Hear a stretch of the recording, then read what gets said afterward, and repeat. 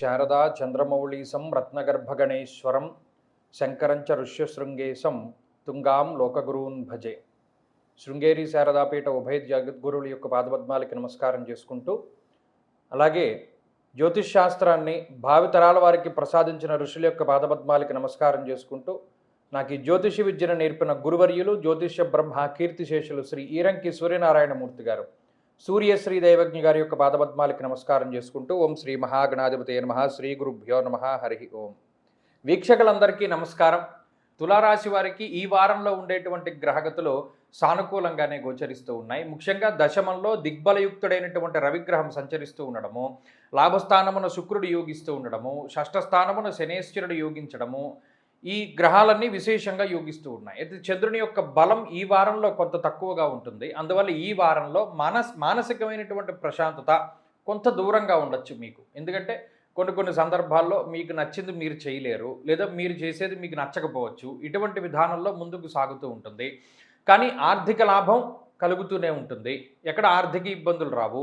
అలాగే అనారోగ్య సమస్యలు ఏమీ రావు. అటు రవి కానీ శనేశ్వరుడు కానీ అటు దిగ్బలయుక్తులై ఉన్నారు. ఆయన చక్కగా మంచి స్థానంలో ఉన్నారు కాబట్టి వచ్చిన అనారోగ్యం ఏదైనా ఉంటే తగ్గించడానికి, అసలు ఆరోగ్య సమస్యలు రాకుండా కాపాడేటువంటి గ్రహాలుగా ఈ గ్రహాలను చెప్పుకోవచ్చును. అలాగే శత్రుబాధలు, రోగబాధలు, రుణబాధలు తగ్గించడానికి అవకాశం ఎక్కువగా ఉంటుంది ఈ గ్రహస్థితి వల్ల. కాబట్టి అటు మానసిక ప్రశాంతత ఈ వారం కొంత తగ్గినప్పటికీ కూడా మిగతా విషయాలకి సంబంధించినటువంటి వాటిపైన శ్రద్ధ చూపిస్తూ ఉండడము, లేదా తీరిక లేనటువంటి సమయాన్ని గడుపుతూ ఉండడము ఇత్యాది విషయాల ద్వారా ఈ వారంలో కొంత మీరు ముందుకు వెళుతూ ఉంటారు. ఉన్నతాధికారులతో ఉండేటువంటి సత్సంబంధాలని చక్కగా కాపాడుకోవడానికి ప్రయత్నం చేస్తూ ఉండండి.